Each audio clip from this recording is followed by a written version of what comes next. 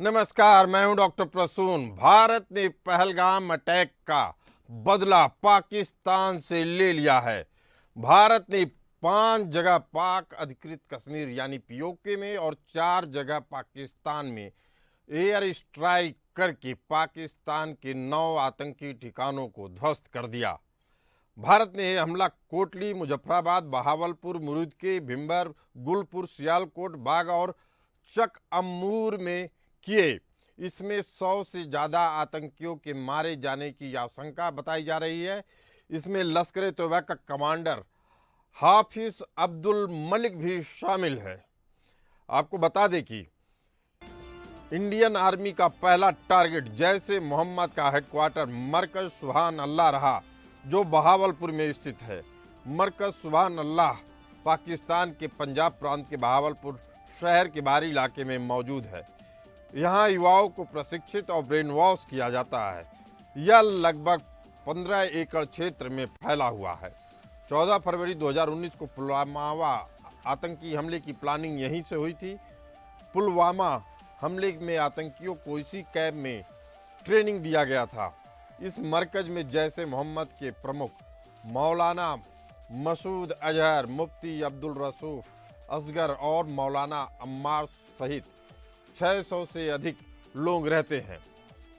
बताया जा रहा था कि इस हमले में मौलाना अजहर के परिवार के 14 सदस्य, जिसमें 10 सदस्य उनके परिवार के और 4 सदस्य उनके नज़दीकी थे, उनकी करतूत के भेंट चढ़ गए। मौलाना मसूद अजहर की करतूत के भेंट चढ़ गए, जिसमें उनकी पत्नी, बेटा, बहू हुजैफा, भाई रऊफ असगर, भांजा भांजी, बहन बहनोई सब शामिल हैं। दूसरा टारगेट पंजाब के मुरुदके का मरकज तैयबा रहा, जिसमें लश्कर का कैंप चलता था, जिसे लादेन ने फंडिंग दी थी। पाकिस्तान में लश्कर का सबसे अहम ट्रेनिंग सेंटर है, जो 2000 में बना। इसका एरिया 82 एकड़ में फैला हुआ है। ओसामा बिन लादेन ने 1 करोड़ रुपए की फंडिंग की थी। अजमल कसाब समेत 26/11 मुंबई हमले के सभी अपराधियों को यहाँ ट्रेनिंग मिली। यहाँ पाकिस्तान ही नहीं, दूसरे देश से आए आतंकियों को भी ट्रेनिंग मिलती है। लश्कर का मास्टरमाइंड माने जाने वाला आमिर हमजा, अब्दुल रहमान आबिद और जफर इकबाल यहीं रहते हैं। तीसरा क्षेत्र था जहां एयर स्ट्राइक हुई, जैश ए मोहम्मद की अहम लॉन्चिंग सेंटर का इलाका सरजाल तहरा कला फैसिलिटी रही। इसी जगह से भारत पाकिस्तान सीमा के नीचे सुरंगों की खुदाई करवाई जाती थी, जिनका इस्तेमाल आतंकियों की घुसपैठ के लिए होता है। यह सेंटर भारत सीमा यानी सांबा सेक्टर जम्मू से सिर्फ 6 किलोमीटर दूर है। यहाँ से ड्रोन के जरिए हथियार, गोला बारूद, ड्रग्स भारत में गिराए जाते हैं। यह सेंटर प्राथमिक स्वास्थ्य के केंद्र की आड़ में चलाया जाता है, जहाँ 15 से 20 आतंकी हमेशा तैनात होते हैं। चौथा टारगेट सियालकोट का मामूना जोया रहा, जो हिजबुल मुजाहिदीन का ट्रेनिंग कैंप है। पंजाब में कोटली भुट्टा सरकारी अस्पताल के पास स्थित है। इसकी पाकिस्तानी खुफिया एजेंसी ISI मदद करती है और उसकी स्थापना में भी उसका सहयोग रहा है।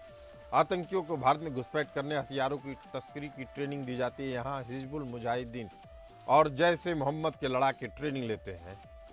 यहाँ आमतौर पे 25 से 30 आतंकी रहते हैं। 5वां टारगेट बरनाला का मरकज हले हदीस रहा, जो लश्कर तोयबा का बड़ा अड्डा है। पुंछ, रजौरी, रियासी सेक्टर में आतंकियों और हथियारों की घुसपैठ के लिए इसका इस्तेमाल किया जाता है। आतंकियों को भारत में घुसपैठ पहले यहीं से लाकर कराया और ठहराया जाता है। इस मरकज में 100 से 150 आतंकियों के रुकने की व्यवस्था है। आमतौर पर यहाँ 40-50 आतंकी रहते ही रहते हैं। छठा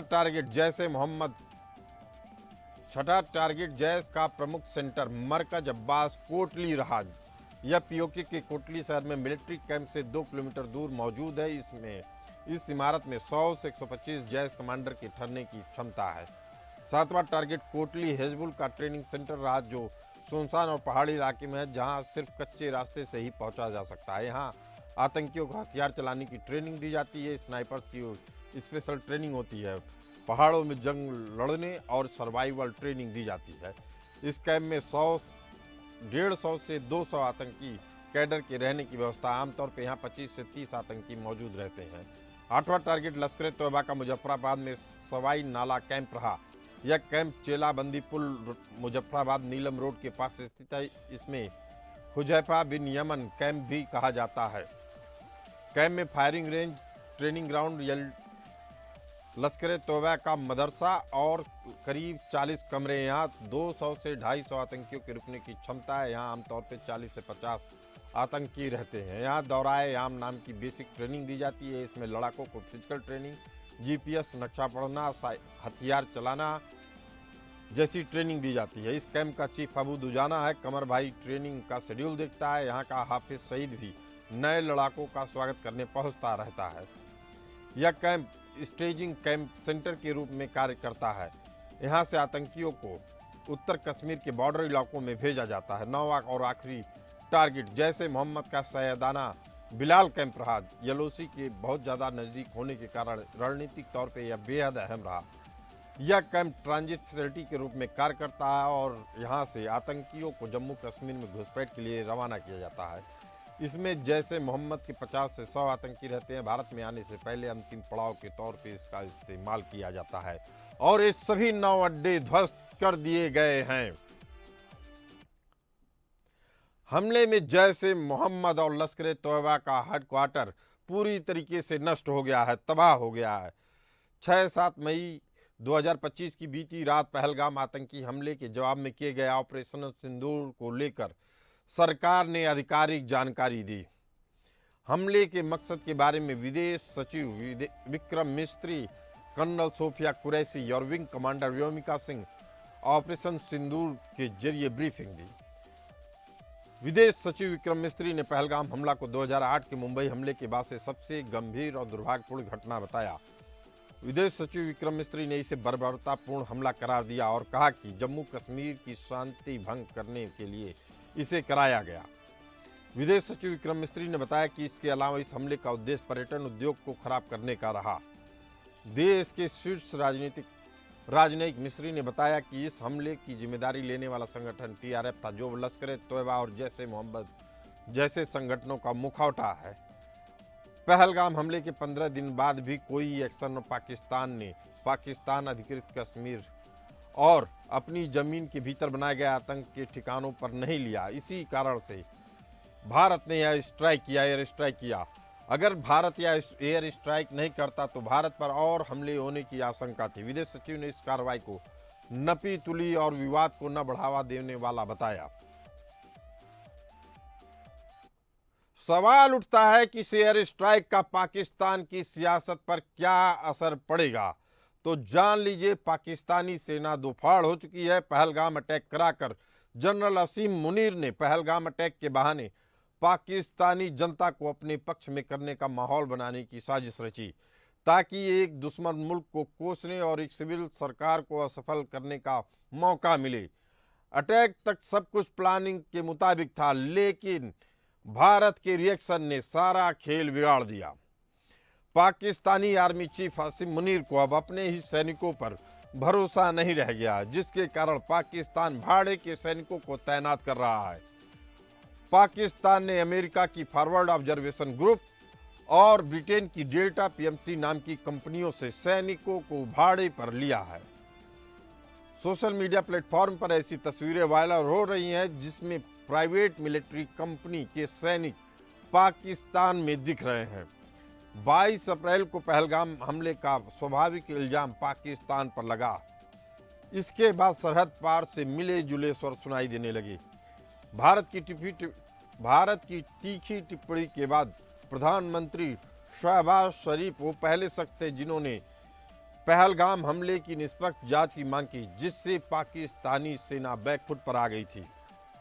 वहीं 29 अप्रैल 2025 को पाकिस्तानी सेना के प्रवक्ता अहमद शरीफ चौधरी ने भारत के बारे में बेतुके आरोप लगाए, सबूत की मांग की, लेकिन निष्पक्ष जांच वाली बात दोबारा नहीं की।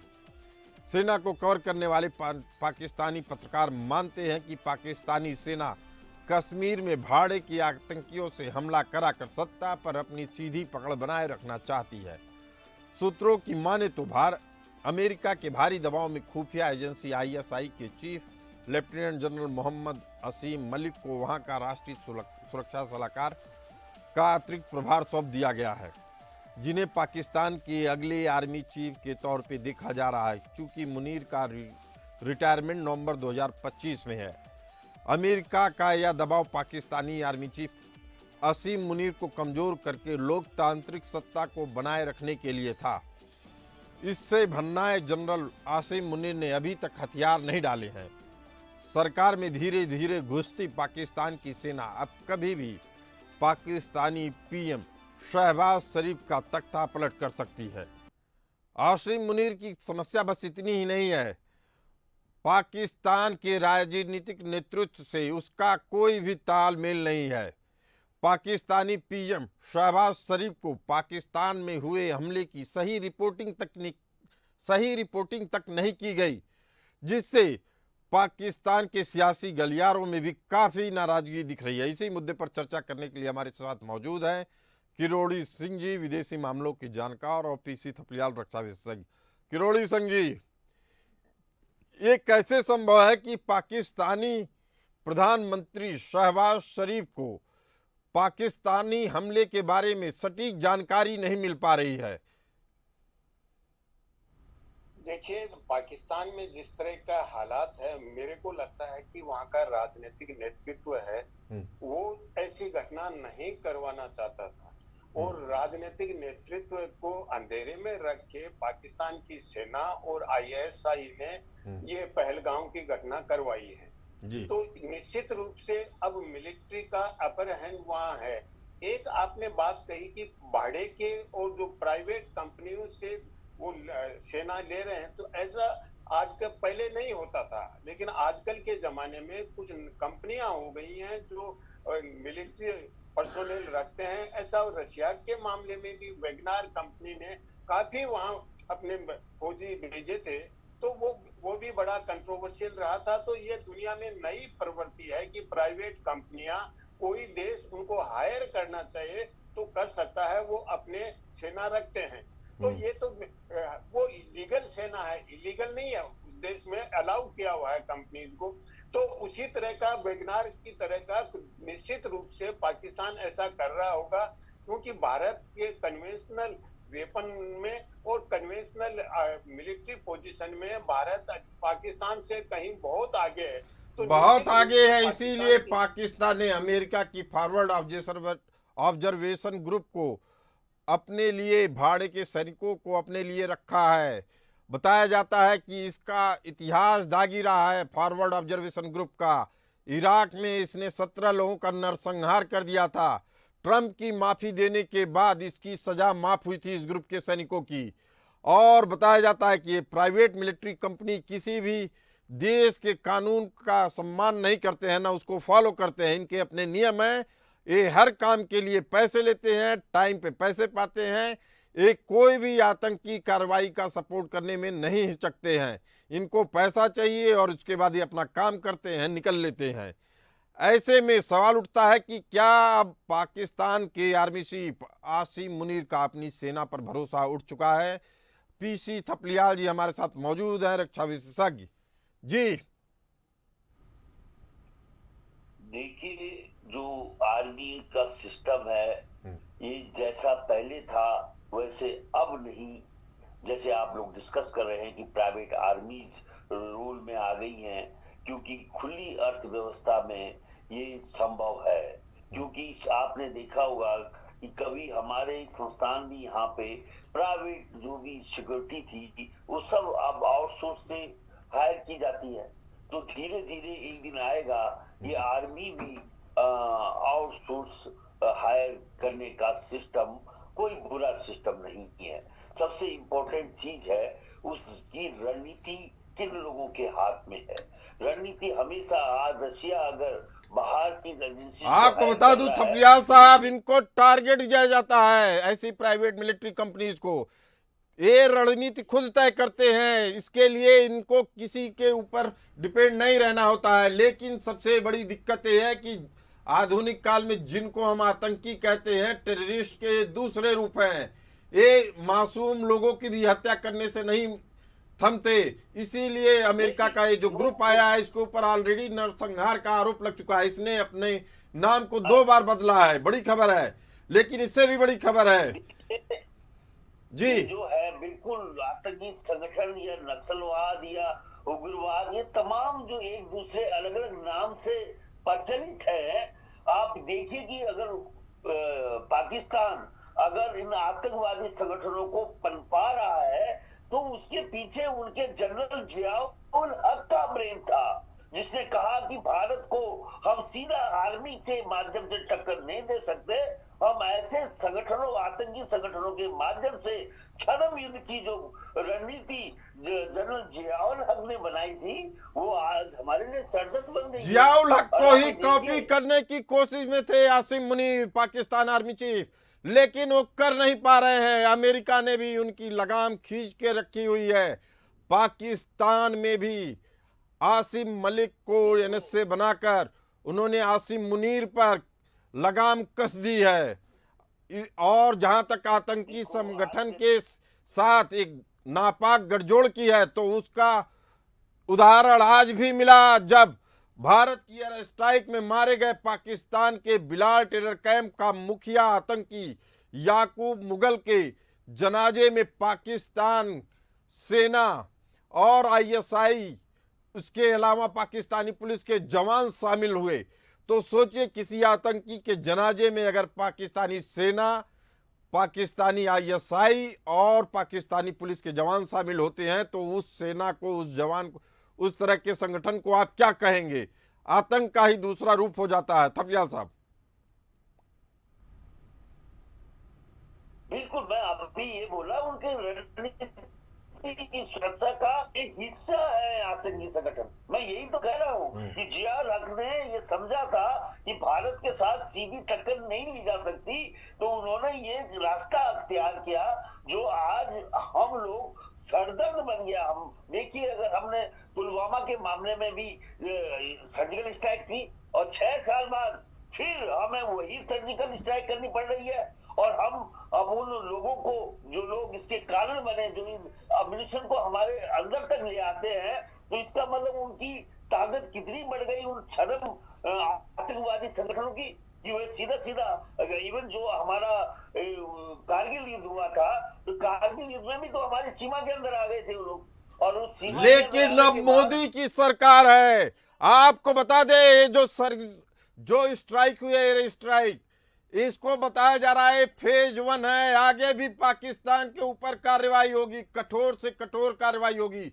इसी बीच एक बड़ी खबर आ रही है, पाकिस्तानी गवर्नमेंट ने पाकिस्तानी सेना को हमला करने के लिए खुली छूट दे दी है। कितनी बड़ी खबर समझते हैं करोड़ी सिंह जी? देखिए, पाकिस्तान में आज वहाँ की नेशनल सिक्योरिटी कमेटी की मीटिंग हुई है।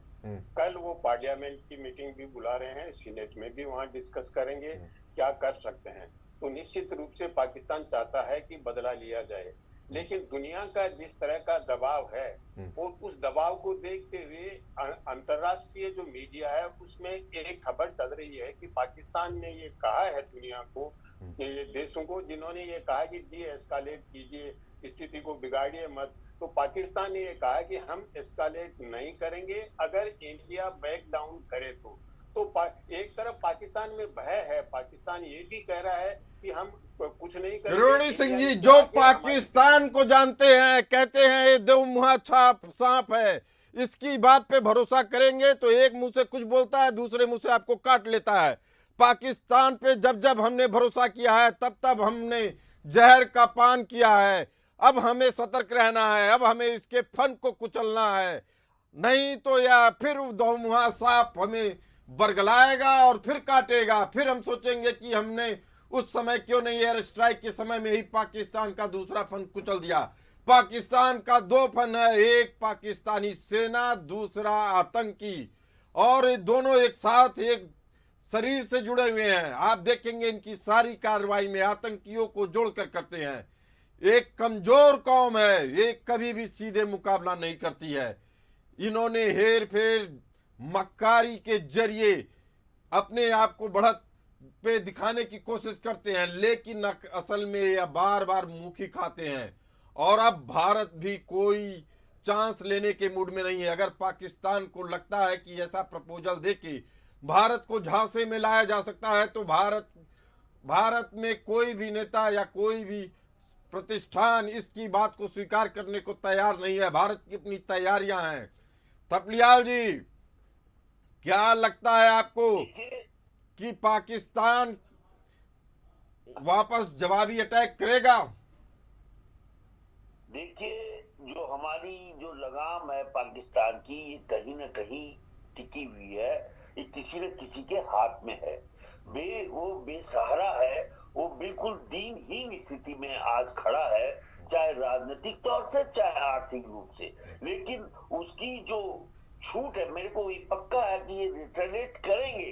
ये सीमा पे गोलीबारी की बढ़त होगी, बमबारी होगी, क्रॉस फायरिंग होगी। इसके बाद क्योंकि वहां की जो जनता, आक्रोशित जनता को भी उन्होंने शांत करना है। वो उनकी जनता भी उनके कपड़े फाड़ रही है। जैसे हमारे देश में आज जनता पूरी प्रेशर डाल रही थी हमारी सरकारों पे, उसी तरह से पाकिस्तान की सरकार के ऊपर भी आक्रोशित जनता प्रेशर डालेगी। और उस प्रेशर को रिलीज करने के लिए 2-3 दिन तक हमारा जो सीमा है इसमें उथल पुथल मचेगी। सैनिक उधर भी मरेंगे। बहुत बड़ा जो ऑपरेशन है वो सीमा। थपलियाल जी, यह मुकाबला पाकिस्तान को एक मोर्चे पे नहीं लड़ना पड़ रहा है, पाकिस्तान को 3 मोर्चे पे लड़ना पड़ रहा है। बलूचिस्तान, खैबर पख्तूनवा में उसकी स्थिति खराब है। वहां से वह अपनी एग्रेसिव फोर्स को, पाकिस्तान में 9 कोर हैं, उसमें से जो एग्रेसिव 2 कोर हैं, उसमें से 1 कोर को उसने खैबर पख्तूनवा में लगा के रखा है। अगर उसने वहां से हटाया उन्हें तो खैबर पख्तूनवा, बलूचिस्तान हमेशा के लिए आजाद हो जाएगा। और वहां के लोग अब आजादी मांग रहे हैं। वहां के मस्जिदों में आजाद बलूचिस्तान का सपना पल रहा है।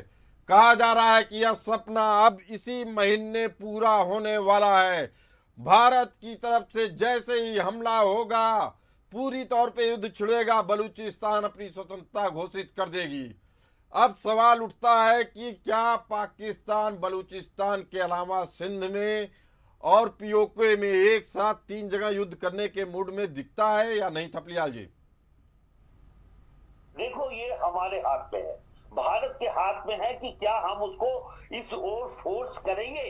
क्योंकि अभी तक हमारी जो पर्टिकुलर हमारे देश में जनता का डिमांड है कि हमें पाक ऑक्यूपाइड कश्मीर चाहिए, लेकिन उस डिमांड को हमारी सरकार सदैव कदमों से आगे बढ़ते हुए पहला आतंकी की जो जड़ है उसको समूल नष्ट करना हमारा प्रथम गोल है। हमारा प्रथम गोल है। करोड़ी सिंह जी मौजूद है। भारतीय सेना ने जो प्रेस कॉन्फ्रेंस की उसमें एक अहम ऐलान किया। उसने कहा कि हम पाकिस्तानी सेना या उसके प्रतिष्ठान के खिलाफ नहीं है, हमने किसी भी नागरिक को नुकसान नहीं पहुंचाया है। यह स्टेटमेंट कितना बड़ा समझते हैं आप करोड़ी सिंह जी? देखिए प्रसून जी, केवल सेना ने नहीं, भारत के प्रधानमंत्री ने राष्ट्रपति से मिलकर भी पूरी स्थिति से अवगत करवाया है कि किस तरह का हमने एक्शन लिया है। और जो एक्शन लिया है पाकिस्तान की जनता के अगेंस्ट में या पाकिस्तान की सेना के अगेंस्ट में नहीं है। प्रसून जी, किसी की बॉडी में अलग अगर मैलिग्नेंसी है तो वो क्या करेंगे? वो सर्जरी करवाएंगे, मैलिग्नेंसी को हटाएंगे। तो प्रधानमंत्री की ओर से भी संदेश साफ है कि अगर पाकिस्तानी फौज ने मूर्खता की तो देंगे उसका भरपूर जवाब। पाकिस्तानी सेना के लिए बड़ी चेतावनी है। लश्कर कमांडर हाफिज अब्दुल मलिक हो गया है ढेर। बड़ी सूचना आ रही है। इस सूचना के जरिए आपको समझ में आ रहा होगा कैसे आतंकी सरगना एक के बाद एक घेर होते जा रहे हैं। मसूद अजहर का परिवार पूरी तरीके से बिखर चुका है। 10 रिश्तेदार मारे गए हैं, 4 करीबी मारे गए हैं, 14 लोगों का डेथ हुआ है, जिसमें अब आतंकी सरगना मसूद अजहर बिलबिला उठा है। उसने कहा कि शायद मुझे भी मर जाना चाहिए था। शायद इसी तरह के बदले की ऐलान प्रधानमंत्री नरेंद्र मोदी ने किया था। आप दोनों मेहमान आए, अपनी जानकारी से हमारे दर्शकों को रूबरू कराया। आप लोगों का बहुत बहुत धन्यवाद। इस चर्चा में फिलहाल इतना ही। हमें दीजिए इजाजत। चलते रहिए एपीएन न्यूज के साथ।